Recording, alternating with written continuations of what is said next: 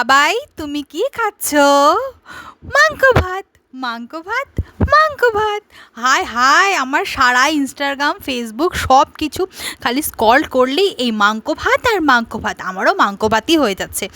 একমাত্র যে আমিই নেই এখনও এই মাংস ভাত নিয়ে ভিডিও করিনি। সবাই এই মাংস ভাত নিয়ে ভিডিও অলরেডি সবার শেষ। তুই মাংস ভাত নয়, মাংস ভাত নয়, মাংস ভাত নয়, মাংস ভাতই। আমারও ভুল হয়ে যাচ্ছে ওদের সাথে সাথে।